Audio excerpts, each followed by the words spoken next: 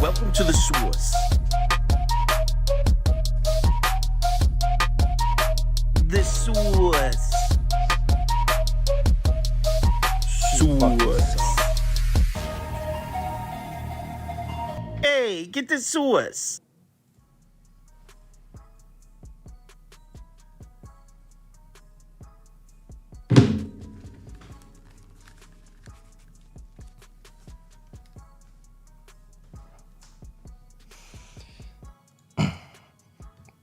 Yo, always fade his first bet. Andy, mute Mike. Always fade his first bet. There's no mathematical data that'll back that up. Just fucking say nonsensical shit, as always.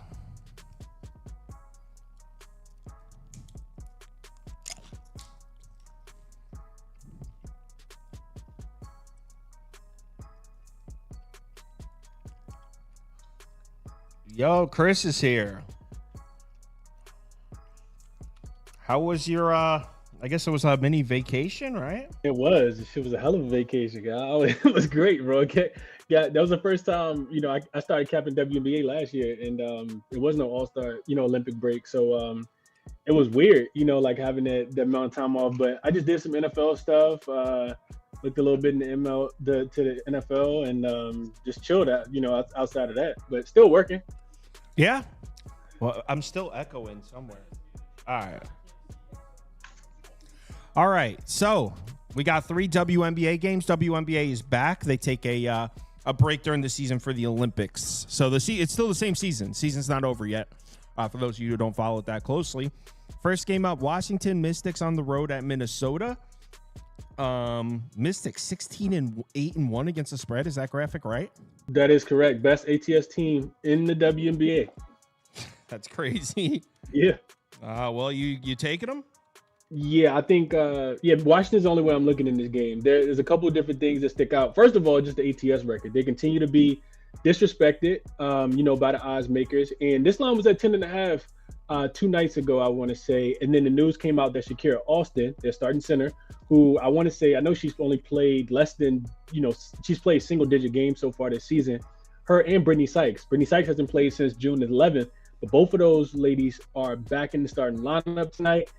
Probably somewhat of a minutes limit, but I love that for the Washington Mystics. The other thing to consider in the handicap is just Olympic play. Aaliyah Edwards is the backup center for the Washington Mystics, and Julie Von Loo is probably out of the rotation, or she'll get some backup minutes now for the Washington Mystics. Those were the 2 players on the Olympic team for the Washington Mystics. But when you look at the Olympic players that were on the floor for the Minnesota Lynx tonight, I mean, it's 3 of their starting 5. They're small forward, power forward, and center. Nafisha Collier, who was injured going into the break and ended up going and playing deep into all the way into the last game. She actually just got back 2 days ago because she of course plays for USA, and they ended up winning. But also Elena Smith, she competed all the way up until the end because Australia ended up winning bronze, I think. And then they also had Bridget Carlton, who played for Canada, and they went pretty deep as well. So, and of course, their coach has been gone because Cheryl Reeves is the head coach of the Minnesota Lynx, but she was also the head coach of the USA team. So I'm not willing to lay this big of a number. Of course, the Lynx are a much better team, but if this version of the Mystics, like their starting 5 tonight, is light years better than their record right now. So it'd only be Mystics plus the 8.5 for me in this game. Mystics plus 8.5. All right. Let's move on to the next one, which is we got Phoenix at Chicago. Angel Reese. Chicago short home dogs here, plus 2.5. Short home dog. I jumped on the 3.5 yesterday, Kyle. This was the play that I liked a little bit more than any of the other ones. The news came out that Becca Allen, who is a very versatile small forward / power forward / shooting guard that plays for the Phoenix Mercury, she's out. She's a 3-and-D type player as well. She's going to be out. And then I go back to the Olympic break again. This Chicago had nobody. Angel Reese, Cardosa, Kennedy Carter, none of those ladies participated in anything outside of, probably going to the spa and getting pampered. On the opposite side, the Phoenix Mercury had 3 of their starters also participating in heavily in the Olympics. Kalia Copper played really, really big and helped USA win gold in the last game against France. And also Brittany Griner ended up being on that team as well. She had some pretty big minutes as well. And then last but not least, Diana Taurasi, who is like 120 years old. Shout out to DT, no disrespect. But she also is on that team. These ladies got no kind of a break. I mean, they were playing really, really hard for the Olympics. Also interesting to note here for the Phoenix side is that even though they've had such a long break, the schedule makers didn't do them any favor here. This is the first leg of a back-to-back. They actually got a big game against the Indiana Fever tomorrow, which I'm thinking they potentially could be looking ahead to, not only because it's the Fever, and the Fever have the highest viewership, over NFL, NBA, all because of Caitlin Clark, and they sell more beers and tickets and jerseys and everything else, but also because the Indiana Fever have already beaten the Phoenix Mercury twice. Now it's a return game for Kalia Copper because she played for the Chicago Sky last year, and this is the first time that these two teams have met this season. But outside of that, man, I just don't trust Phoenix on the road. I look at them and I see that they're 4-0 straight up on the road as a favorite. But those wins, all 4 wins, have actually come against 3 teams that are all out of the playoffs. The Chicago team is a pretty good team. We go back and we think about the last game that they played. They were getting points in Vegas. I think it was 12 and a half. They ended up winning the game by 13 points. Since then, they made the trade for Marina Mabry, so she's not there anymore. But you do get 3-point shooting in Rachel Branham. Mariah Jefferson, I think she's going to play today. And I love Michelle Onyenwere as well, coming in, sliding into that starting spot for Marina Mabry. I think their defense is going to be improved. And I just don't trust the Phoenix Mercury laying points on the road. They have a losing record. I think they're just 5-8 straight up on the road. So I did take the points with the Chicago Sky. I think it's like mental health night in Chicago as well. So I think it's a big game. And I really don't like it that, Rebecca Allen's going to be missing for Phoenix. So I did take Mercury plus 3.5. I think that they potentially win. I think that they do win the game outright. So I grabbed the 3.5 yesterday. Chicago Sky plus the points. I can get behind that. I like how some of the Phoenix players were in the Olympics as well. Chicago Sky picked up a huge win right before the break, too. So they went against the Aces, yeah. Yep. Outright. Yep. All right. New York Liberty. Where'd my chat go? One sec. Here we go. All right. New York Liberty laying 11.5 on the road at LA. If I remember correctly, the Sparks, things weren't going great for the Sparks before the break, right? That is correct. But they were competitive, though. They were competitive, Kyle. They were only 2-8, I think, was their straight-up record before the break. But they were 6-4 against the number. And that's what happens, right? In my opinion, the Sparks are a team. They're outside of the playoffs right now. I don't think that they're going to get there either. Just too many injuries. There's no Lexi Brown. She's still battling Crohn's disease. Get well soon, Lexi. We definitely miss you. But also Cameron Brink is not there as well. I mean, this was already a young team that was, just going to struggle. Kurt Miller is a really good coach and better than the outcome that you've seen from the Sparks. But the Sparks did get Azare Stevens back, who has been playing really, really good in her return. You still got Dearica Hamby and Rakia Jackson. And this really comes down to just me not wanting to lay this many points with the Liberty.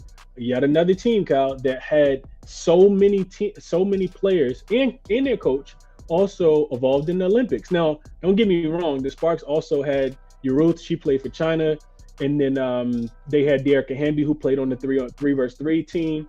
But you look at this, you look at the New York Liberty. Sabrina Ionescu played big minutes for USA. Stewie, of course, was one of the leaders, her and Asia Wilson. And then you got Phoebus. She played for the German team. Also, Sabali, Nasir Sabali, Satu's little sister, she also played for the German team.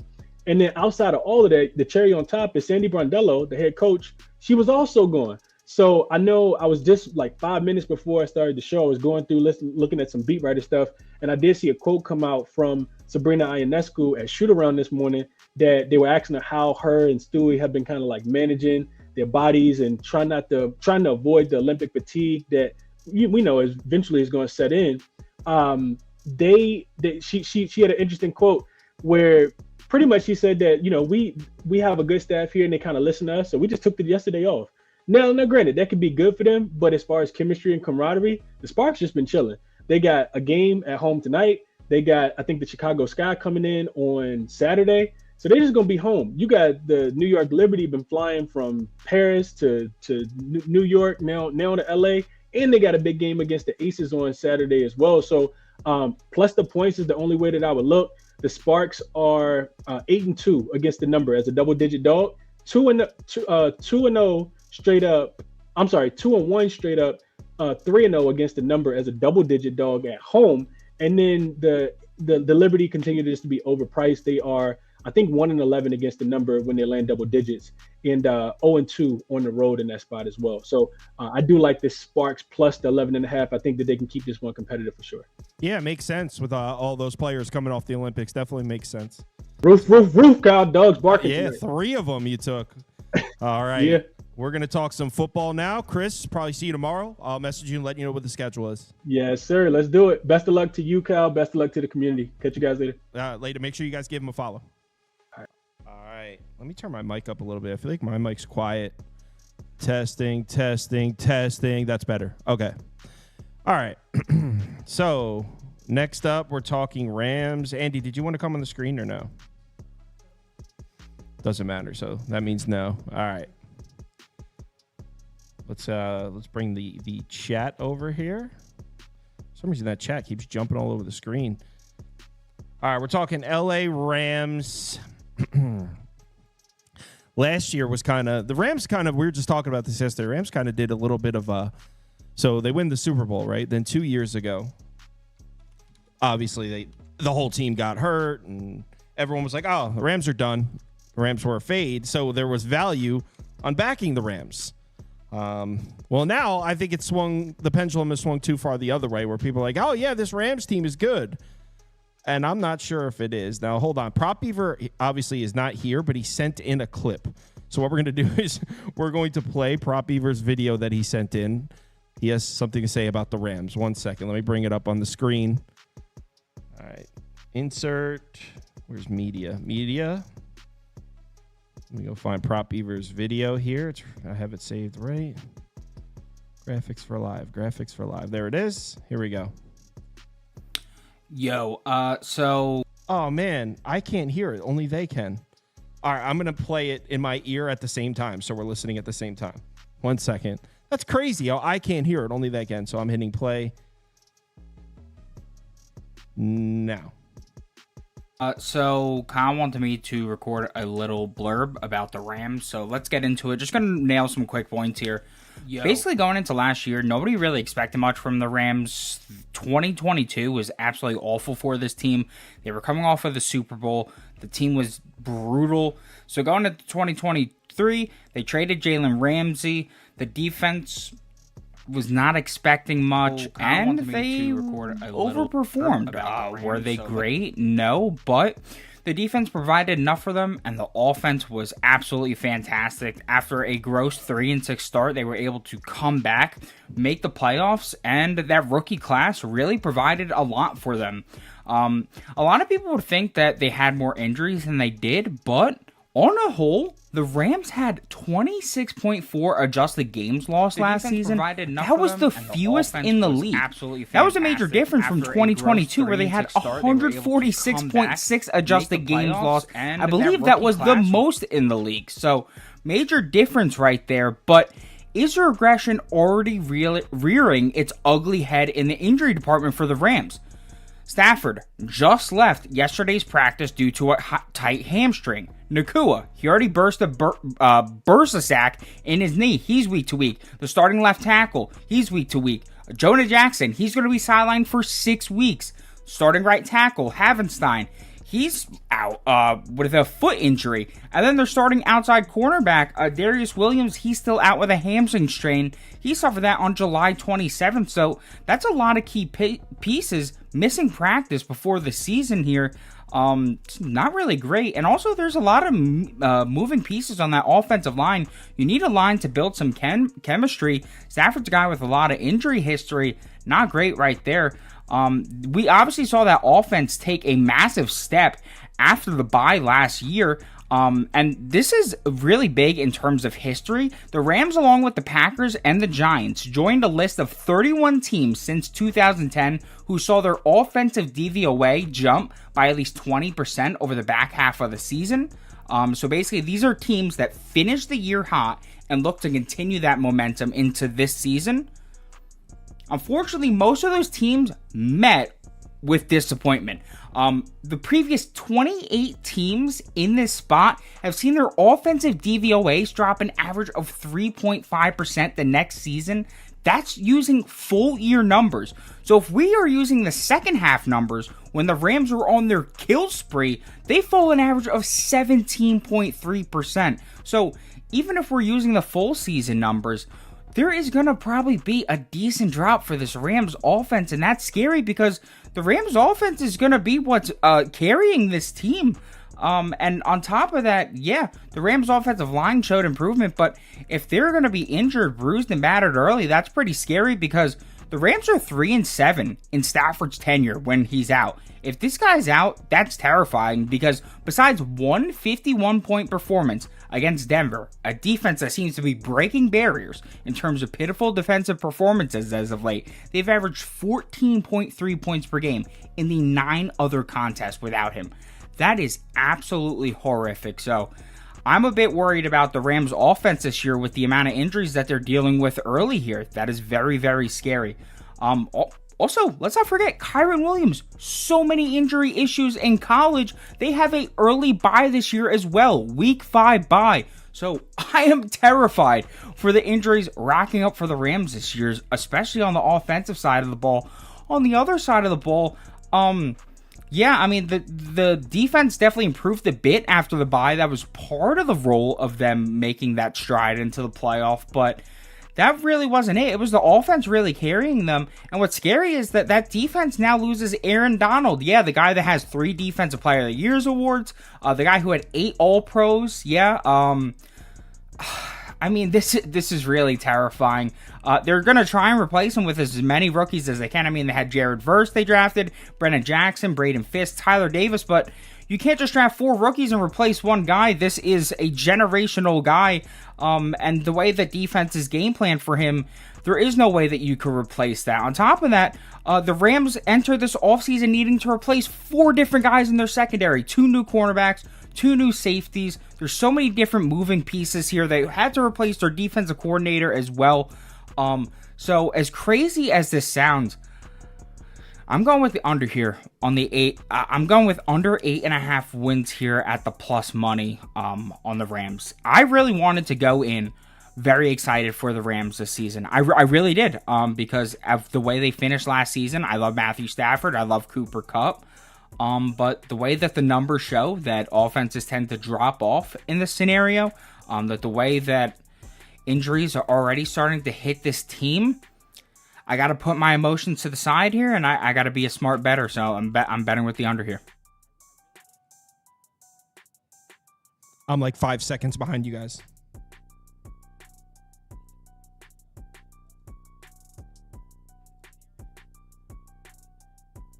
Okay. So I talked to Brock Beaver about the Rams before he left, and he made a lot of really good points, and it kind of circles what I was saying, that the Rams were it was like sharp to back. It was considered sharp to back the Rams last year because after the injury-riddled season before that, everyone was kind of down on them. I don't know. It seems like I really like what he said about the injuries on the offensive line, how they led the league in fewest games lost to injury, and then they're already having injury problems. Really like what he said about, both Matthew Stafford and Kyren Williams. One injury, an injury to Stafford or an injury to Kyren Williams, and is it crazy to think the Rams are towards the bottom of the NFC? I don't think it is. So, and especially the impact of Aaron Donald leaving, I would say I'm negative on the Rams also. So let's pull up the schedule. I'm not as prepared to talk about the Rams. That's why Prop Beaver sent it. I'm prepared to talk about the college teams today. That's why Prop Beaver sent in something. So let's go ahead and put the schedule up on the screen here. All right, here we got the Rams schedule. we were going to skip it, but if we skipped the Rams, then we were 2 NFL teams behind, and we need to get them all done by the 27th. So we needed to get the Rams done today. So we were kind of in a tight spot. Tomorrow I got people coming on, and we're doing 2 NFL teams, so it'll be a little. All right, here's the Rams schedule. At Detroit, loss. And even though they did play in the playoffs and they played them pretty tough, actually I got the cover there. I think I got plus 3.5. But you have to say at Detroit, that Lions team, very high expectations. That should be a loss. At Arizona, let's give them a win, but it's a division road game. We'll put them 1-1.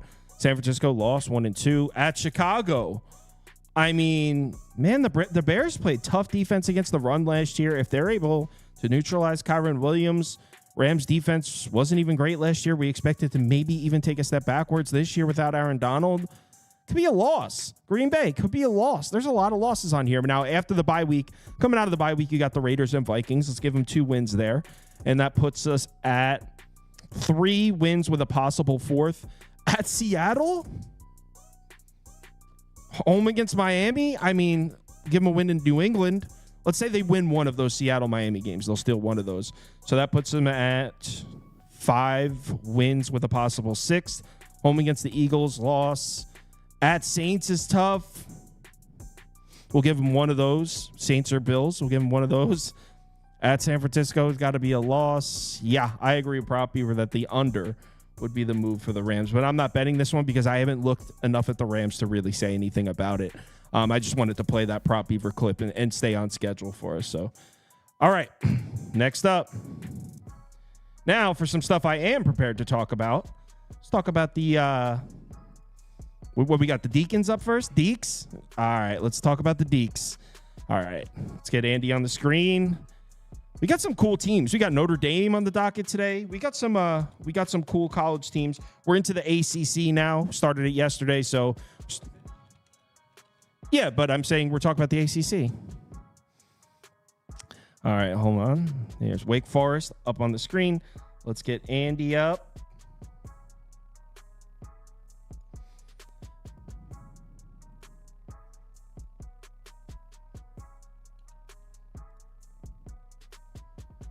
Whoa, your camera is crazy looking.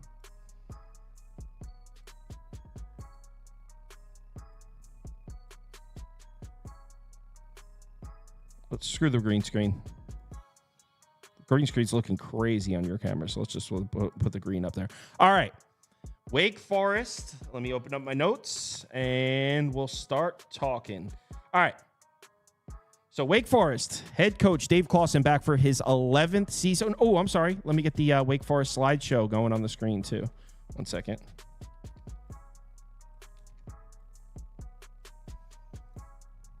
Instead of the Rams, let's get our little Wake Forest slideshow rolling.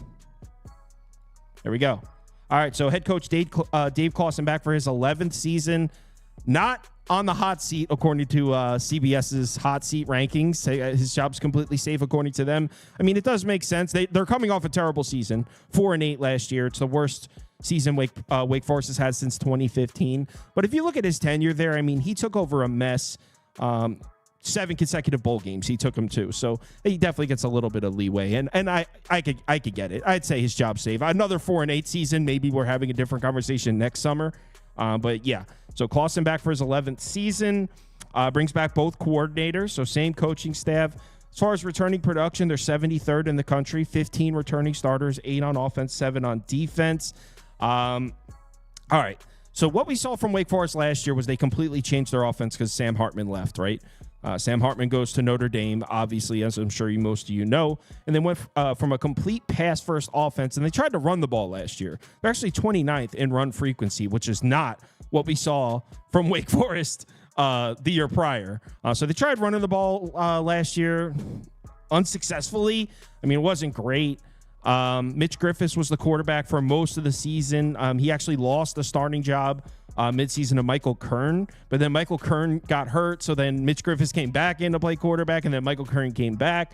It doesn't matter because Griffiths is gone. Michael Kern's still there, but it looks like Big Hank is taking over at quarterback for for Wake Forest, which is, if you don't know who Hank Bachmeier is, He's one of Sonny Cumbie's guys from Louisiana Tech. He started his career with Boise State, had a lot of promise. I mean, he had a breakout season with Boise State in 2021. Really hasn't stayed healthy since then. I mean, last year he was the starter at Louisiana Tech, but couldn't stay on the field. I mean, he did have nice-looking passing numbers when he was on the field last year, but the thing is, there's a couple things to that. So, yes, he has some nice-looking passing numbers when he did play. I watched a lot of Louisiana Tech football last year. The numbers were a little better than it actually looked on screen. And also, throwing against Conference USA defenses is a lot different than throwing against Clemson and the ACC defenses he's about to see this year. Not that the ACC is loaded up with defenses, but certainly better than Conference USA.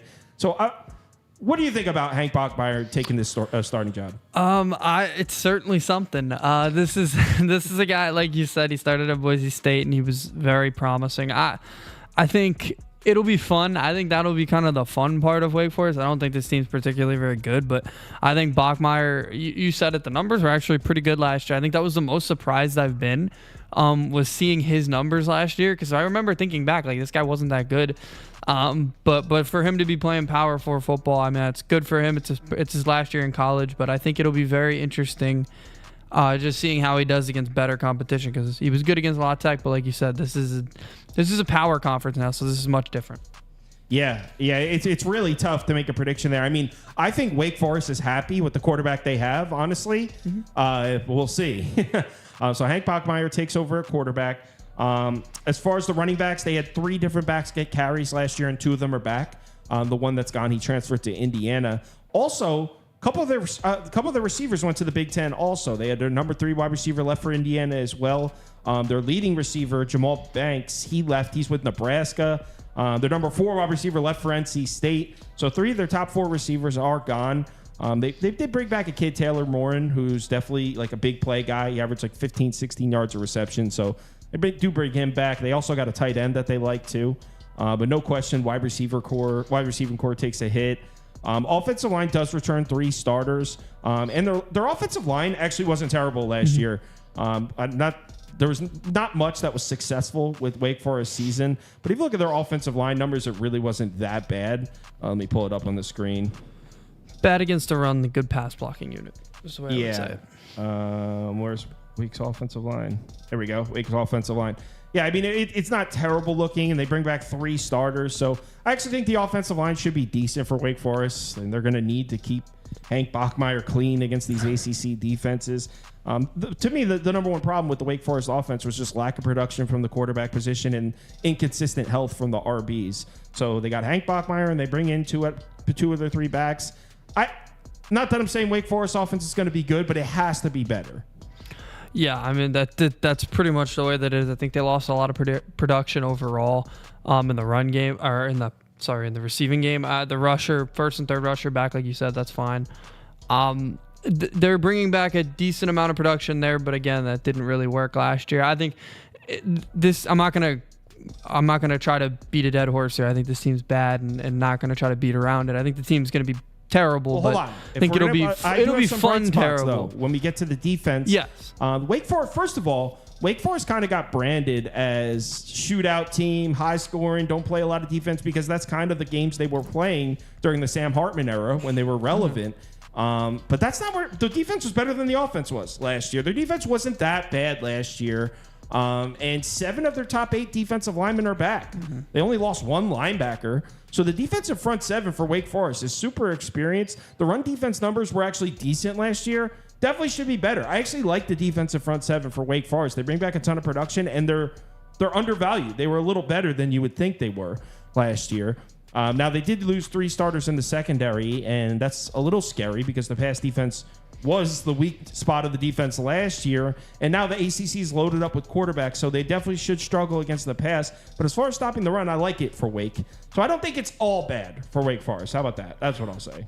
Yeah, I think, like you said, D-line is sick. They have an NFL talent that'll be drafted next year. They have 5 seniors, so that's an experienced overall unit. Run defense will be good. I'm worried about the corner situation. They did bring a couple of transfers in, but the depth's not really there. Should be good at safety. But yeah, this is probably a team that's going to get passed on a little bit when, depending on what their schedule is, they're going to have some tough quarterbacks to go up against. So yeah, they're going to get thrown on. Speaking of schedule, we got it on the screen. All right. So, whoops, I'm cutting off one of the games there. One sec. All right. There's Wake's schedule. We're starting off with a win. 1-0. I mean, that's winnable, number 2. I mean, Virginia's going to be better than Wake Forest this year, but that's definitely winnable. Yeah, winnable. They could be 3-1, man. Yeah, I think they could beat ULL. Yeah, they Louisiana, will. I guess. Obviously, they lose to Ole Miss. Yeah. At NC State's a loss. Clemson's a loss. Yeah. At UConn's a win. Yeah. Stanford. Tough travel. How about this? They'll take either the Virginia game or the Stanford game. Okay. That's So fair. I counted Virginia as a win. So we'll count Stanford as a loss. So that puts them at 1, 2, 3, 4 losses. Home against Cal. Shit. How about they'll take one of Cal or Duke? It's off a bye. So that helps. All right. Yeah.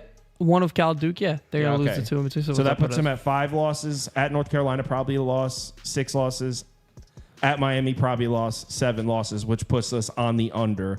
4 wins. This would be an under. Yeah, and that includes a Virginia game. I really don't think they're going to win. The Stanford game. They have The Stanford game's winnable, but they have their win total 4.5 wins juiced to the over. Mm-hmm. So which would indicate they think it's going to land on 5. Well, you got 3 gimmies. That's for sure. What's the 5th win that they're giving them? Stanford probably. Okay, so they're giving them Stanford to Duke. Duke. They're giving them Stanford. I think and Duke? we looked at Duke a little higher than maybe other people did. I think a lot of people think Duke is going to suck. All right, so Stanford and Duke gets them at 5. I think they could drop Stanford or Duke. Yeah, I think they're under. I think they're probably the worst Power 4 team in college football. Cool. Next team, and the next team is we got NC State. Yep. All right, NC State. Let's get the NC State slideshow going here.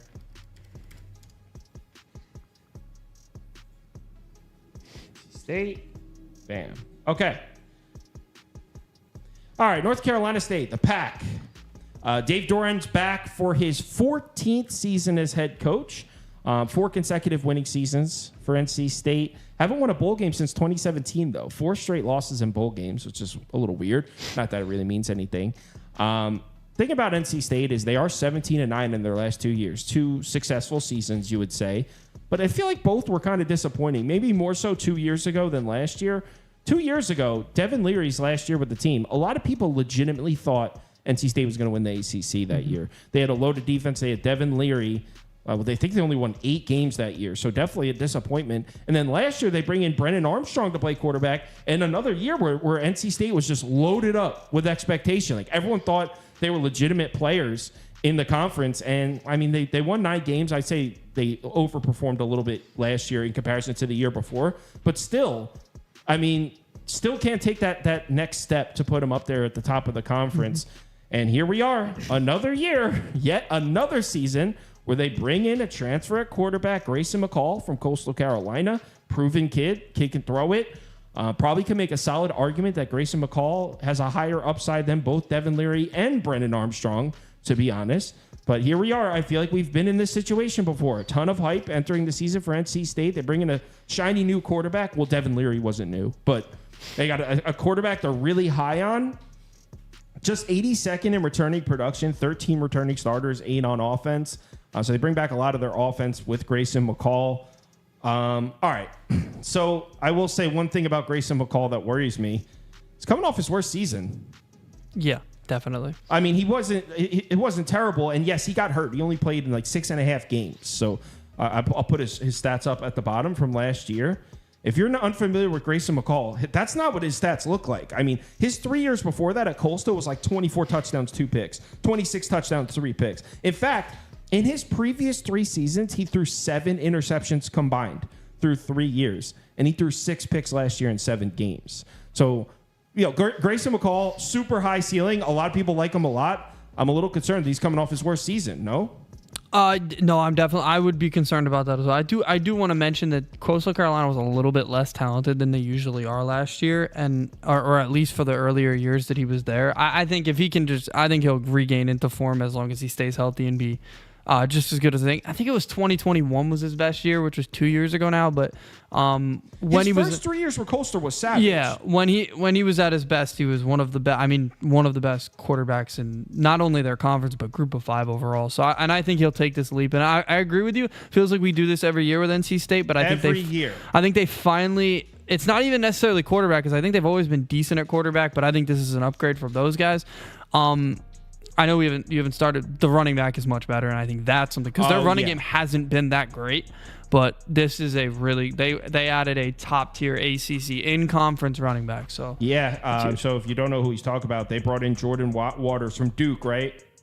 Mm-hmm. Yes. So they brought in Duke's RB1. Jordan Waters is going to be getting the carries. Definite upgrade from what they have. So they're set at running back. They got a kid that they really think can carry the weight back there. They did lose most of their wide receivers from last year, but again, they brought in. So they did lose most of their wide receivers from last year, but the guy they brought back is like the man, Kevin Concepcion. First of all, he led the team in receiving by a lot. He had 839 receiving yards. The next closest was 247. So this kid is their leading receiver by far. He was also second on the team in rushing yards. He took 41 carries. So this kid, Concepcion, can play, and he's back. So although the rest of the receiving weapons kind of a little turnover, they got their main guy back, and they also brought in a transfer from Ohio State and a kid from Wake. Yeah, the kid from Ohio State, very highly recruited, just didn't get playing time. They expect him to be very good. Yeah, so even though there's a lot of turnover as far as receiving weapons, they should be better than where they were last year. Offensive line, 3 starters back, and they brought in a transfer from Notre Dame. So you would think even the offensive line is better as well. And the offensive line, I'd say, was probably the weakness. The offensive line didn't do a great job. The numbers don't look good from the offensive line last year. So that should be upgraded as well. Offense as a whole, nothing but thumbs up across the board for me. Yeah, I think this is finally the team they figure. I mean, no, finally the offense. Because I have questions on the other side. But the offense has been the problem. That's my point. It's like they've always been a good defensive team with a lesser offense. I think they've finally figured out the offense. We'll get to the defense, but for this team, I think offense won't be the thing that holds them back here. I like this team. Yes, so I don't think the offense will be the thing that holds them back either. Here's the problem. This NC State team has been carried by its defense for years, and I think the defense is going to take a step back here. Just one returning starter on the defensive line. The main guy on NC State's defense is Peyton Wilson, linebacker. He led the team in tackles. He's the defensive captain. He's on the Steelers now. I'm pretty sure he's been first or second on NC State in tackles for like 4 straight years. I mean, that linebacker, Peyton Wilson, he's been their main guy. He's gone. So that's a huge piece that they're missing. He's got 400 career tackles. He's a monster, and he's gone. He's on the Steelers, like I said. And then their second linebacker, Jalen Scott, he was second on the team in tackles. He's gone as well. So he graduated. I don't think he's in the NFL, but both their main linebackers, the guys first and second on the team in tackles, are gone. Like I said, just one returning starter on the defensive line. Now, the secondary should be okay. So, it should still be a struggle to try to throw the ball on NC State. But this is a defense that was like, this hard-nosed, solid defensive front year after year. I have questions about the defensive front seven. I think teams are going to be able to run the ball in NC State, which is not something you can usually say. Yeah, I agree. They didn't really add any big transfers on the D line, although they are bringing back a guy. Van is his last name, that will go to the NFL next year, so that is good. But again, losing a guy like that, like they lost, was huge. Linebacker is a huge question. There's no question. They swung and missed on a lot of guys in the portal in that spot. They didn't bring in a difference maker. But the secondary, they've said they brought in some quality transfers from some pretty big schools. So I think Phil Steele had it as a top ACC unit. I tend to agree. This unit's always pretty good. I think they'll work there. But definitely the middle of the defense, the linebacker core, is a huge question, which is very rare for this team. Obviously, like you said, they had a guy who played 3 years starter, or was a captain of the team. So yeah, that's huge. Yeah, that's gonna hurt. And if the run defense is even a little bit susceptible, takes a step back, then I can't put a ton of faith in the Rams team. That's for sure. Yeah. Which the Rams, wow, in the Wolfpack. So let's go ahead and talk schedule. Play the win-loss game. All right, NC State schedule 2024. Get it on the screen. And not having prop over here is annoying. Okay, here it is. Western Carolina win. Home Tennessee loss. Be a good game though. Sonny Cumbie? No, it's a win. That's one. So 2-1 loss at Clemson. Northern Illinois is interesting. That's a win. Obviously, it should be a win. I think that schedule lightens up a lot. No, I like Northern Illinois, especially if NC State's going to be vulnerable to the run. Upset spot right there. I'll still chalk it up as a win. How about this? Give me one of the next 3 games. They'll drop Northern Illinois, Wake, or Syracuse. I want one. Best chance it would be Syracuse, but yes, I'll agree with you. One of those. Okay, so in that case, that puts us at 3 losses going into Cal. Well, one second before. Are you sure Tennessee's a lot? Tennessee's not that good. They're going to lose. Tennessee is not that good this year. God. Tennessee is good. They're not. Than North Carolina State. I don't know if that's true. We'll see. I'm 3 losses going into Cal. Probably a win, but Cal should be. I like that quarterback. Cal should be improved. So it's probably a win. Stanford win. Duke win. Georgia Tech loss. That's a loss. That's probably a loss, but I think they can. And that puts them at 4 because they can lose North. I'm under. I would lean over. I think because I think they can beat Tennessee. I don't think Tennessee's very good, and they're not gonna beat Tennessee. Yeah, and I think they will. I think they can. Beat Tennessee. North Carolina State's 24th in the country. Tennessee's 15th. I don't know if Tennessee's really that good. So they lost. Tennessee lost a lot on offense. So I would lean over. All right. So I got the under. You got the over. You have them at 9 or 10. Probably 9. Lead 9. I have them at 8. All right. Next team. North Carolina. Heels. The Heels. All right. We're talking North Carolina, 7.5 wins. Let's get that poll up. Jimmy Harvest says, come on, Sauce, we're beating the Vols. I guess he's a North Carolina State fan.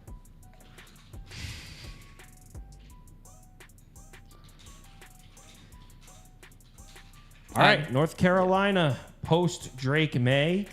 All right, let me get up. Last season, actually, let me get my notes up before I just start rambling. All right, North Carolina, here we go.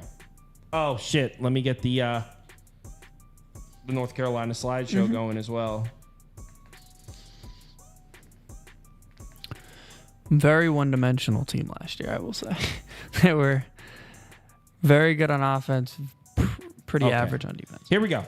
North Carolina. All right. So, Mac Brown back for his 6th season at head coach. They got a new DC because where'd the other guy go again? Oh, let me look it up. I just know that the new guy came in from Georgia Tech. So Jeff Collins from Georgia Tech is the new DC. I didn't write down where the old DC went, though. Anyway, so Jeff Collins is in from Georgia Tech to coach the defense. He's got years of experience. He was coaching defenses in the SEC back in 2014, 2015, 2016. So they bring in an experienced defensive coordinator. Definitely a disappointing 8-5 season last year with Drake May. They don't bring back a ton of production either. 99th in the country in returning production. 13 returning starters, 6 on offense, 7 on defense. So we're entering the era of Mac Johnson. And if you don't know who Mac Johnson is, he's okay. He's just like always a bridesmaid, never a bride. Because like this dude is just like always poised to be the next guy up. So he got to start at LSU for about 3/4 of a season. Then they brought in Jaden Daniels. Then he went over to Texas A&M. He got to start when what's his name King went down. Haynes King, who's now with Georgia Tech, went down. Then Max Johnson got to start for a little bit, but then Connor Weigman takes over, and then another superstar. So he's lost his starting job twice, but it was with the guys he lost the starting job to. Jaden Daniels won the freaking Heisman Trophy, and Connor Weigman, who some people say is a top 5 quarterback in the country, maybe even top 3. Like some people are really high on Connor Weigman. So yeah, I mean Max Johnson did lose his starting job twice. It was at LSU to Jaden Daniels and at Texas A&M to Connor Weigman. So if you're going to judge somebody by like, oh, they're not as good as Jaden Daniels or Connor Weigman, you can say that about 99% of the quarterbacks in the FBS. Yeah. So not to mention, we've seen this dude play, and we've seen him play well.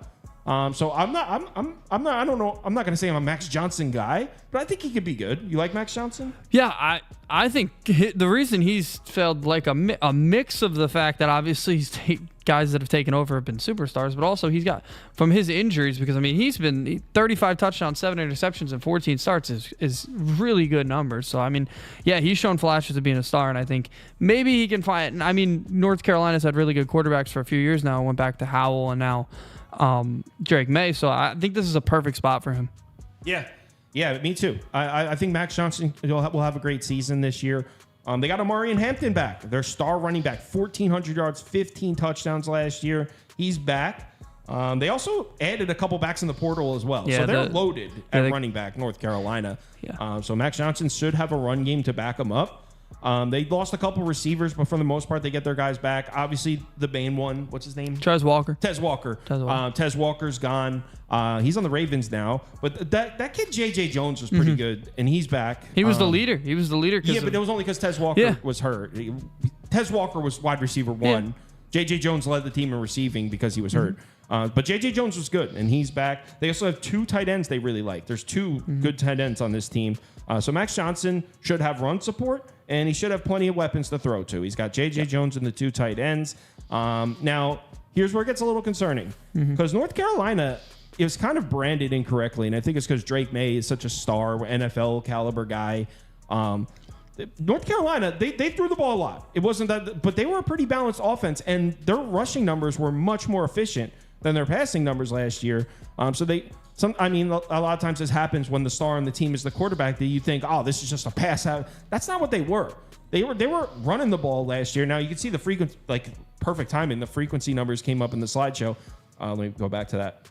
They were still 48th in pass frequency, so they threw the ball a lot. But if you go to the efficiency numbers, here it is, right here. Look on the left side of this graphic. Rushing, 25th in yards per carry, 12th in success rate. This is a really good running team last year, and Omari and Hampton's back. Here's the thing. 4 out of the 5 starters on the offensive line is gone. So I don't like that. No. I don't like this O-line at all. They don't have much experience. They're very young. Transfers might have upside from what they've said, but at best it's a decent unit. Nothing crazy. There's going to be there could be issues here.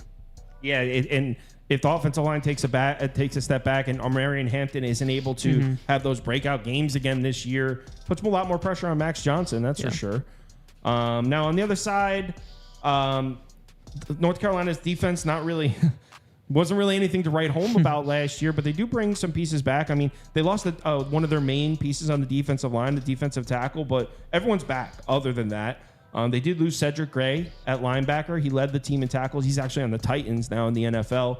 But they bring the other 2 main linebackers back. They did get kind of beat up in the secondary, but from what I'm reading, they still might be improved. I mean, they lost their main safety and their main corner, but they only bring back 2 starters in the secondary. But they brought in the kid from NC State that they like. They also got a guy back from injury who missed last year. So from what I'm reading, North Carolina's secondary could be improved, even though 2 of the main pieces are gone. Yeah. In the secondary, 5 guys with legit experience is how it was explained. I like that. High talent in the D-line, but they're all unproven, so I don't like that against the run. That's tough. But having your number 1 and 2 linebackers penciled in is good, but the problem is there's nobody behind them. So the depth is not there for the front of the offense. I think the front of the defense. Sorry, I think the secondary will be fine. Worried about the front. Yeah. So I mean, I think the defense can take a step forward. I like the defensive line coming back.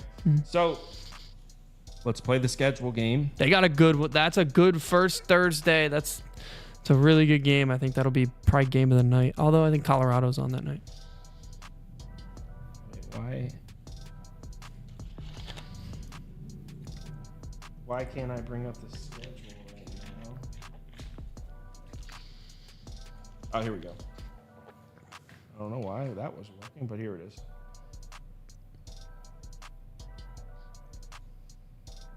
All right, North Carolina schedule.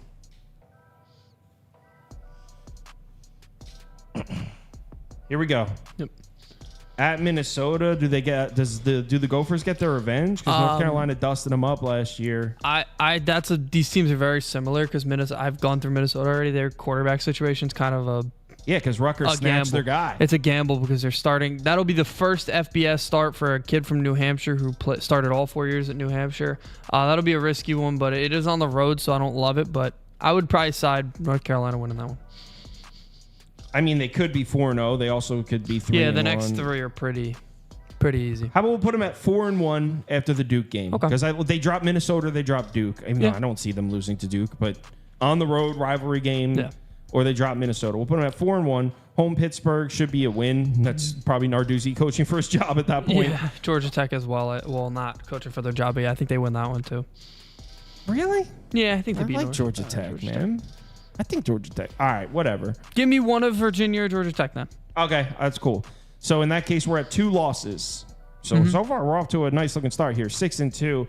But then after that, you got at Florida State, at Boston College, NC State. They could lose 3 of the last 4. Yeah, I think this is a 6 to 7 win team, so I got the under. I put them at 7. If you think they take Duke and Minnesota, you can put them at 8. Yeah, I don't think they win the Duke game. I'll be honest. I think that game's always very weird. Duke actually tends to not win that game when they're good, but win that game when they're bad. So that's going to be a weird one. But yeah, that the season will be very interesting to start. That's a toss-up game that I could see going either way. I'd lean North Carolina in that one, but all right, we'll see. Let's move on to the next team, which is best team we're doing today, I think. Irish. The Irish. Oh boy. Screen is all kinds of messed up. Let me fix this real quick. Notre Dame. They're at 10 wins, right? Yeah. Typical Notre Dame preseason. They're hyped up. I think they have good reason to be hyped up this year. Yeah.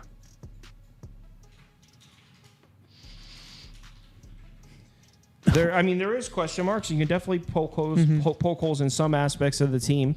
But let's get the poll running. We got Notre Dame, 10 wins. 1 second.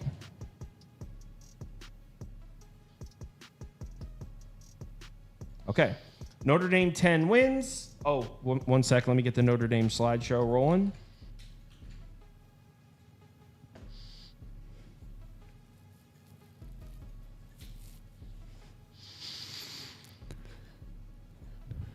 Okay. Notre Dame. All right, so Marcus Freeman back for his 3rd season, 10-3 last year. He's won back-to-back bowl games. New offensive coordinator Gerard Parker. I'm sorry. That's the old offensive coordinator, Gerard Parker. He took the Troy job. They bring in Mike Denbrock to coach the offense. And first of all, he was with Notre Dame years ago. From 2010 to 2016, he was with Notre Dame. Last couple of years, he's been with Brian Kelly at LSU. And we know that unit was certainly able to put up some points. So Mike Denbrock running the offense. Overall, pretty similar coaching staff here. As far as returning production, 97th in returning production, 15 returning starters. And I guess we'll start with the big question. Andy, Riley Leonard, upgrade or downgrade from Sam Hartman? I don't think it's either. I told you before, I don't really think it's either. It's a lateral move? I think it's as lateral as you get. He's really good at running. Sam Hartman really didn't move much. Sam Hartman had a gun for an arm. Riley Leonard is very unproven with his arm. So I think it's literally the same thing. Well, it's not the same thing, I guess. They can run different styles, but I think Sam Hartman was more of a Notre Dame guy. I think it's an upgrade. You seemed pretty high on Riley Leonard when we talked about Duke yesterday. I'm not as highly on him as. So here's what I'll say. I think Riley Leonard has a higher ceiling. Sam Hartman is a little safer. Yeah, that's fair. That's a very fair point. Because, Sam Hartman, they got him. It was his last year in college. Riley Leonard will have another year after this if he wants. And he already had coming off an injury, so I think he'll be fine. Yeah, I don't mind that. So Riley Leonard takes over quarterback, obviously, as I'm sure you've sniffed out. A little bit unproven as a passer, maybe, but crazy athlete. Now, as far as running backs, Estime's gone, and he was a machine last year. 1,300 yards rushing and 18 touchdowns. He was a monster running the ball for Notre Dame last year. He's on the Broncos now. But they do have 2 running backs that they like, and it's Notre Dame. The next running back up is going to be dope. The 2 running backs they got this year, Jeremiah Love, Jadarian Price. I don't know too much about them. I'm sure they're really good, and from what I'm reading, they like them. So between those 2 guys, I'm sure Notre Dame will have a pretty savage rushing attack. Their leading receiver, Peast, he went to Virginia, Chris Tyree. Overall, they have weapons, though. They have arguably the best tight end in the country. One of Mitchell Evans? Yes, 100%. Yeah, probably one of the best tight ends in the country. I'm sure you'll be hearing his name in the NFL draft talks at some point, Mitchell Evans. They also brought in Chris Mitchell from FIU, who was first-team All-Conference USA, to play wide receiver. So, I mean, they do have some weapons. I would say a lateral move as far as receiving weapons for Notre Dame. Here's where I'm concerned with Notre Dame. And I like a lot about this team, but I think there's no question you have to say the offensive line takes a step back. Just 2 starters back on an offensive line, and 3 pieces that left were arguably the 3 best. Yeah. So they lost 3 offensive linemen that were probably the 3 best offensive linemen they have. Now it's Notre Dame, of course. Like they're going to have a talented offensive line. It's Notre Dame. An offensive lineman at Notre Dame is a staple. I mean, it's like defensive linemen at Clemson or Georgia. I mean, they're just going to have a good offensive line. But I mean, they lost Joe Alt, the other guys in the NFL too. They lost their 3 best offensive linemen, and that concerns me because we got such a high level of production from the Notre Dame's offensive line last year that if they take a step back, they have to take a step back, I think. Yeah, 100%. They also brought in the 5-star left tackle freshman. He's already out for the year. He got hurt in training camp, so they lost one of those highly recruited freshmen that they really, really were excited about. I mean, he was going to start at left tackle, so obviously they felt very highly of him. So that is a huge hole. I think the O-line will be worse than it has been for a while. This is obviously a school that knows their O-line. I think also what you said with the receivers, adding a guy like Mitchell, we talked about him when we talked about FIU. I mean, that was a huge loss for them. That's a huge get for this team. 1,000-yard. You don't get 1,000-yard receivers. They don't pop up out of nowhere. I mean, that's a very good get. So I'm not really worried about quarterback will be fine. Running back will be fine. It's Notre Dame. The running back will be good. Doesn't matter who it is. Wide receiver will be fine. I'm worried about the O-line. The fact that they lost one of those highly touted freshmen already, too, is very dangerous. Yeah. So offensive line definitely takes a step backwards, in my opinion, and in turn, now it's probably a good thing that the offensive line troubles is coming in the year. They have a quarterback that can move. Riley Leonard's athleticism will surely help with that offensive line. But yeah, no question, takes a step backwards there. On the defensive side of the ball, though, who the hell is running the ball in Notre Dame this year? Holy shit. This defensive front 7 should be an absolute problem. One of the best in the country. That's D tackle Howard Cross back for another year in college. Yeah. 3 starters back on the defensive line. They did lose their leading tackler and their main linebacker, but brought in a transfer from Arizona State. They brought back a couple starters. I mean, Notre Dame's defensive front 7 was elite last year and should be just as elite this year, right? Yeah, exactly what I was going to say. They added a star transfer from Duke on the D line. That's huge. One of the guys that the D line, I think you said Cross, he could have gone to the NFL, decided not to. The front 7's very good. I mean, it's Notre Dame. What do you expect? No one's running the ball in Notre Dame this year, or at least on paper, no one should be able to run the ball on Notre Dame this year. Yeah. Secondary lost a couple pieces, but they also brought back a few. Their star safety, Xavier Watts, is still there. Didn't he have 7 picks? Did I read that right? Yeah. 7 interceptions last year. First team All-American. They also got a cornerback who had 3 picks, a cornerback that had 3 picks last year. And they brought in a nickel corner from Northwestern, who apparently is pretty good. I don't know anything about him, but apparently he's pretty good too. So secondary was elite last year. Maybe not elite again, but I mean, I would still say top 25 secondary. Yeah, that's what I wrote for me. I said it's very tough to replicate being 3rd in yards per attempt, 3rd in success rate, 3rd in effective pass, or 7th in effective pass. Very tough to replicate that, but they're going to still be really good. If they fall back, it'll be like middle of the top 10. Like they're still going to be great. So what is our thoughts? Under in week 1 against Texas A&M. Under. That game will be that's an overrated game. I don't think Texas A&M is a very good team this year. That's a Weidman's a beast, bro. Yeah, but the rest of that team is not very good. If Notre Dame comes out and runs the same slow pace they did last year, that game should be 14-13. Yeah, I think it'll be a low-scoring game, but it could be like total's like 46. Yeah. But we talked about it. Riley Leonard used to running a faster pace, right? Oh, no, that was different. We were talking about that with a different transfer. If Notre Dame runs the same slow pace with Riley Leonard, and especially with Riley Leonard, you expect them to run the ball more, chew the clock. That has to stay under the total, right? Yeah, that'll be an under. That'll be a slow, boring game in my opinion. But I think Notre Dame will pretty much own that one. That Texas A&M team's not that good. Simple. And then it gets. I mean, this schedule's a freaking joke until November. joke. It's a freaking joke until November. I mean, they're Notre Dame. They're playing. It's not their fault that the teams they usually play aren't very good. Like they play Purdue every year. Purdue's awful. Louisville, good team, fine. Stanford, they have to play them every year. They're awful, right? So like, it's not their fault. These teams suck. For some reason, they also play Army and Navy, which is.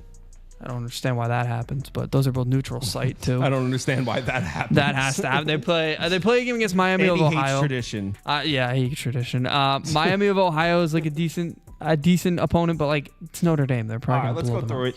At Texas A&M, I mean, very winnable. Yeah. Northern Illinois is a joke. What do you think of Purdue this year? Purdue's awful. No, they're not. They're awful. They're the worst team in the Big Ten. You don't respect the coach, bro. Yeah, because he might not have a job at the end of the year. It's his. Worst team in the Big Ten. No, they're the not. worst team in the conference. I can't win. When are we doing Purdue? You're going to get shit on that day. Couple of weeks. No, Purdue is not the worst. Purdue should be better this year. All right. So anyway, they could very well be 4-0 going into Louisville, and you think they're getting revenge. They're getting their revenge. They're not going to get upset by Louisville again. This is no way. So that's 5-0, 6-0 Stanford. They're Georgia 8-0. Tech. Is that a neutral site? I think so, but it doesn't matter. They're going to beat Georgia Tech. I like Georgia Tech, man. I mean, they probably win, but if they win that's 7-0. Navy 8-0. Games at Mercedes-Benz Stadium in Atlanta. Interesting. I mean, I don't see how at Notre Dame. What game do they drop to make it 9 wins? USC. That's what people. No, that would be 10 wins. Let's say theoretically. Oh, you mean to hit the under? Oh, yeah, I see what you mean. That game would probably be Louisville. People would probably look at Louisville. They have to lose all 3 of those ranked games: A&M, Florida State, USC. And what are the chances to lose all 3 of them? I think they can take 2 of them. This is an over. I get this. This team usually gets preseason hype, but they only have 3 ranked teams on the schedule, 2 of which probably won't even be ranked at the end of the year anyway. So yeah, this is an over. This team's going to crush a lot of their opponents too. Over 10 and over 10. I'm not betting this one because betting Notre Dame over wins just like I'm annoyed just saying, even putting it on the screen but yeah, the schedule's just. All right, who's next? Fresno's next. Fresno, yes. Bulldogs. All right, 7.5 wins. Let's get the poll going.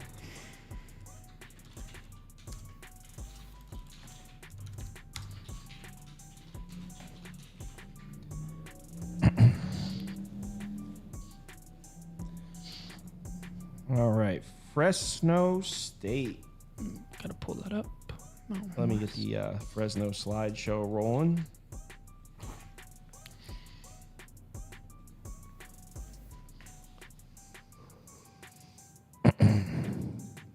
If you're wondering why we're doing Fresno's now, it's because we missed the day of the Sunday, I think. Where are my Fresno graphics? Oh no, do I not have Fresno graphics? Should. Oh, yeah, I do. It's right here. I'm sorry. Wow. Fresno. There we go. All right. Fresno State.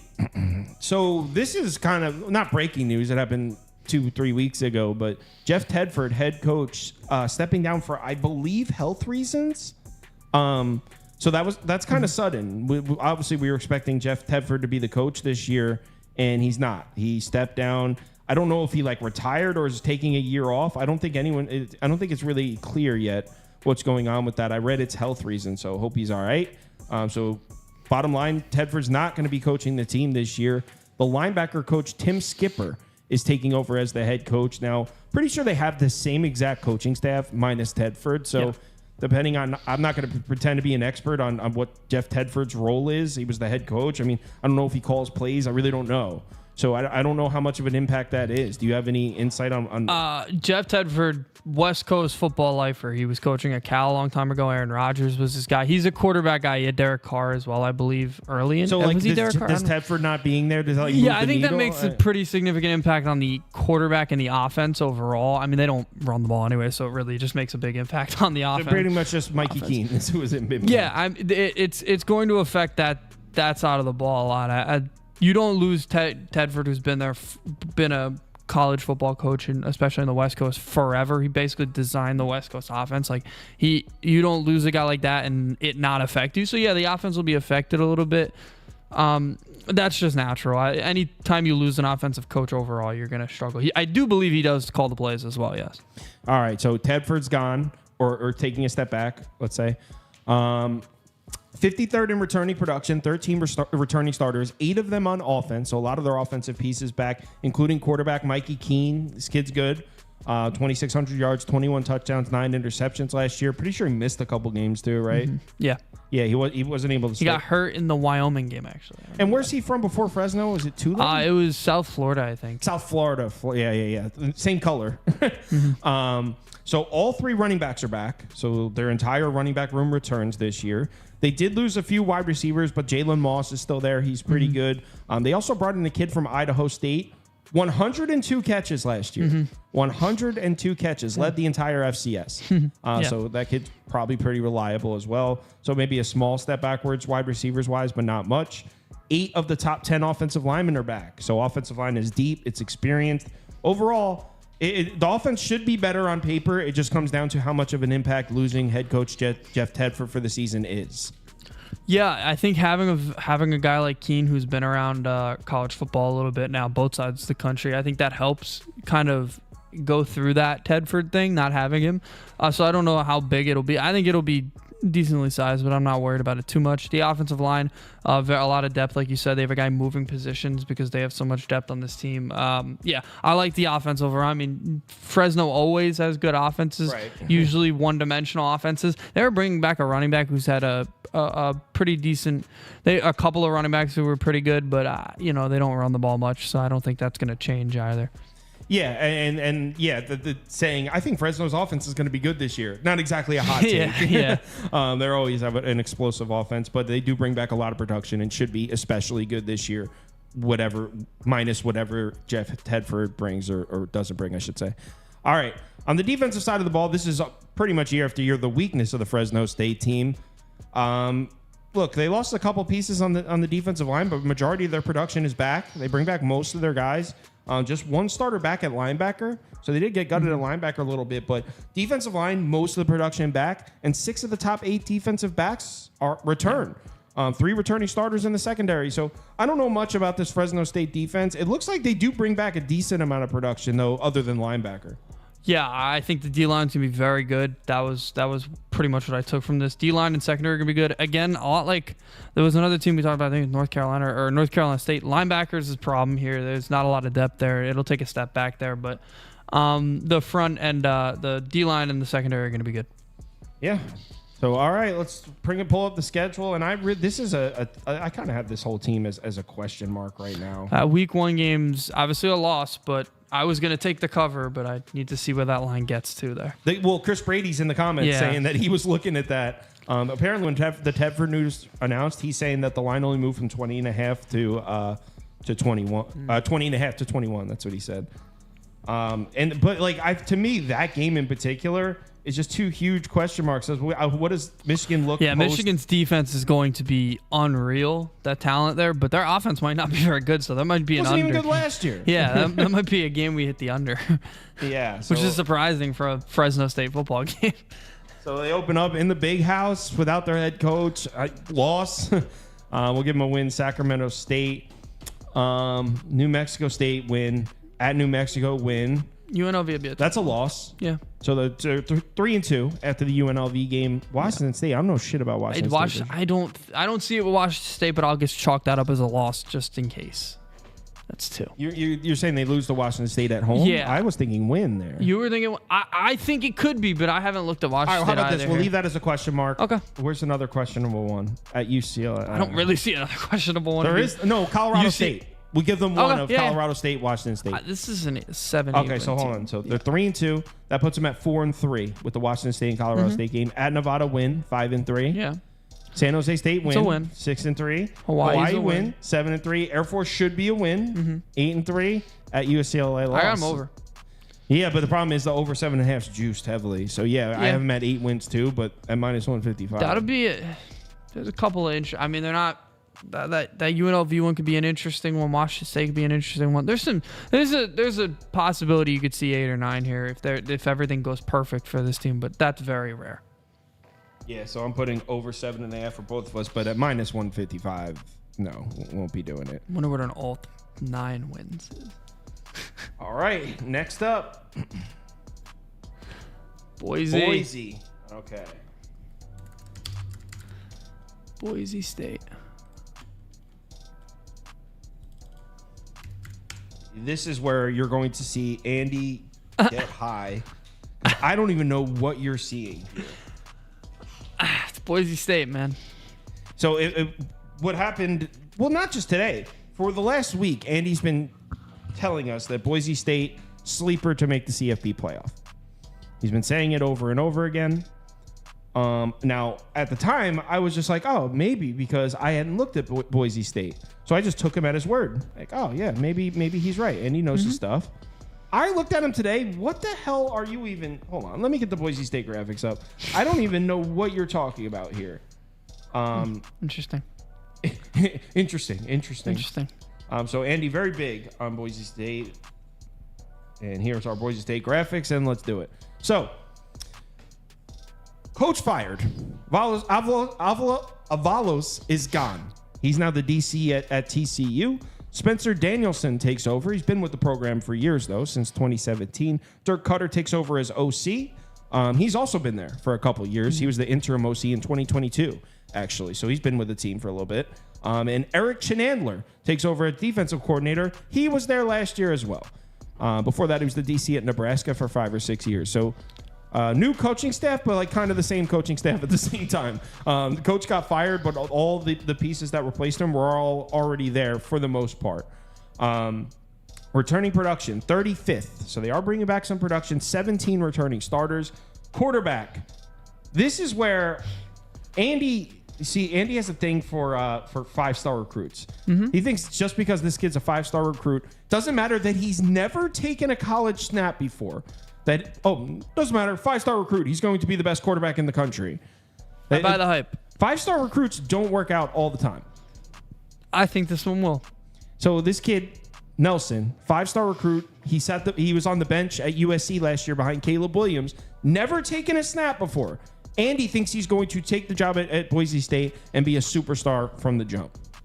Fits the offense perfectly. The style he plays is great. It's basically, I called him Taylor Green on crack is the way that I would say. Taylor Green looked terrible. Great, but that's what I'm saying. He's a good version of that. He plays like that. I think that fits the offense. This team's going to run the ball a lot, and he's going to help with that. Opens up. Doesn't have to be a great passer, just a good passer in this offense. So, yeah, I think he's going to fit perfectly. And USC didn't want to lose him, but unfortunately Miller Mosh just went crazy in the Holiday Bowl. I don't know how with a new head coach, even though it's kind of the same, and a quarterback that's never taken a snap before, you're just like, oh, we're good. I don't know how. But anyway, running back's a monster. Genty is, if you don't know who this kid is, he's a savage. Look up his highlights. 1,300 yards, 14 touchdowns last year. Probably an NFL guy, or at least somebody that's in those types of talks. So they do have a star running back. I'll give Andy that. 3 of their top 4 receivers are gone. Power 4 transfers coming in. Love that. Okay, but it's all new. It's all new with a kid that's never taken a snap. Gelling with these guys during spring. I like this offense. During the spring. I like the O-line as well. I know you were going to get to it, but the O-line added top-tier transfers and bring a couple of guys back, I believe. But, yeah, the offense isn't bringing a lot back overall, but I think the guys that they brought in will mix well. And obviously having the best running back in the country, or one of the best running backs in the country, he's Genty's the man. He's cool. Yes. So I think this offense is pretty good. Now, on the defensive side of the ball, I disagree with Andy also, though. Oh, dude, their defense sucked last year. Well, okay, the good news is the entire defense is back. And I mean, when I say the entire defense, like of the 16 players on Boise State defense that saw legitimate snaps, like 14 of them are back. Like they brought like basically the entire defensive unit back. But the reason I'm a little hesitant, defense wasn't even good last year. I mean, look at their numbers on the screen right now. That's against a Mountain West schedule. They weren't bad. And of course, bringing back all that production, they should be better. But you think this is a good defense? I don't think it'll be a good defense. I don't know if it'll be okay defense. Like they were pretty bad last year. Bringing all those guys back, I guess they improved better. A couple of transfers, nothing crazy. They do expect every unit to improve, but I think everybody expects every unit to improve for them. Defense it'll be better, but that still isn't great. The Mountain West isn't exactly enriched with great defenses, so I think they'll still be toward the top half just because of how bad everybody else's defense is. But this unit obviously is far behind the offense. Yeah. So it's not that I think Boise State's bad. I just think Andy is drinking the Kool-Aid a little hard. I'll chug it. He's chugging. Fine by me. He's chugging the Boise State Kool-Aid. So let's look at the schedule. All right. Schedule on the screen. The Boise State Broncos. Keep in mind, Andy, you got to get to 10 wins to get your over. 10. Yeah. Exactly. All right. Let's see if Andy can get to 10 wins here. He's going to do some finagling. Can't wait. All right. Here's the schedule right here. At Georgia Southern, win. Oregon's a loss. Loss. Portland State win. Washington State should be a win. Utah State's a win. So we only have one loss so far. I need to find 3 losses. At Hawaii. It's a win. Damn it. Tough travel, but it's a win. The UNLV game's the interesting one. No, they get UNLV off a bye. That's exactly what I was going to say. There. San Diego State, win. Nevada, win. San Jose State, win. At Wyoming in November's a loss. Wyoming's a loss. Okay, we've got 2 there, but I think they beat Oregon State. They're better than Oregon State. This is a 10-win team. Damn it, it's not in Corvallis. What is this bullshit SEC schedule, man? Plus, if you want to go a little crazy, they win the Mountain West. This is a plus 400 to make the college football playoff. Group of 5 team has to make it. Wait. They will be the favorite. So they have to go over 9 then, because even if they'll drop the Oregon game, that doesn't count against their conference standings. They'll still play in the Mountain West championship game. And that's why I have them in the college football playoff. Plus 400. That is the best of any group of 5. That means Liberty needs to lose a game. No, I don't think they do. Yes, if winning the Mountain West is more valuable than winning the Conference USA and winning every game. 13-0, Liberty gets in over 11-2. I can't wait to have this argument in November when it happens. I think 13-0 Liberty gets in over a 12-1 Boise team. I don't think that's true. I think undefeated. You're taking a little bit too much of the undefeated. No, man. you have to keep in mind, bro. If the committee showed us anything last year, it's that the hype matters, because Florida State should have got in, but the hype was anti-Florida State. So people are loving them some Liberty right now. And if Liberty goes 13-0, they are getting in 100%. Liberty is like one of the most. I mean, I don't disagree with what you're saying. Boise State's one of the most popular group of 5 teams in the country. Not right now. Liberty. People are loving Liberty right now. I think it'll be interesting, but that is a shot I'm going to take. I'm going to bet that plus 400. Here, I know there's only like 5 people watching because it's in the middle of baseball games and it's college football previews that don't even start. But for those of you who are watching, I really would like to know who gets into the playoffs. An 11-1 Boise State team, a 12-1 Boise State team, Mountain West champions, or a 13-0 Liberty team, Conference USA champions. That is now, easy. Keep in mind, the Mountain West is a stronger schedule and a stronger conference, no question. And I think theoretically it should be Boise State. But we're not arguing what it should be. We're saying what will it be, and I think the Liberty hype, people are loving Liberty right now. If they go 13-0, they will be in there.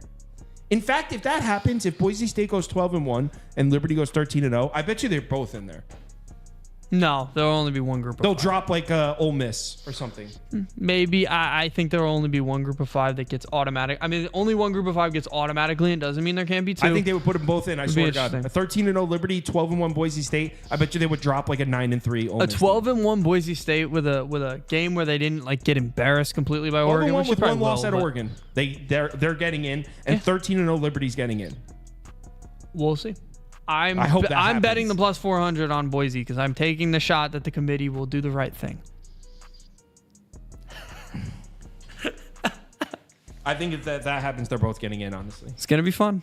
All right. Thanks, everyone, for watching. We got through 6 college football teams. And the Rams, sorry for the shitty preview on the Rams. I wasn't really prepared, and that's why we did the Prop Beaver clip. Tomorrow, we're doing the Jags and 49ers, and because Friday, the show's at 4 p.m. I don't have to do the morning MLB show. We'll be super prepared. Boise got automated. I think they think that Boise would be the team. Over 13-0 Liberty. Yeah, Boise State had one loss. Yeah, 12-1 Boise State Mountain West champion, especially if their only loss is at Oregon. They're getting in. Mm-hmm. But so is 13-0 That's my Liberty. point. But so is 13-0 That's why I'm Liberty. betting the plus 400. They're not. They wouldn't leave out 13-0 Liberty, especially after last year. They wouldn't do it. Interesting. All right, let's end it. Thanks everyone for watching. Talk to you later. I'm tired as fuck. Yeah. Whew.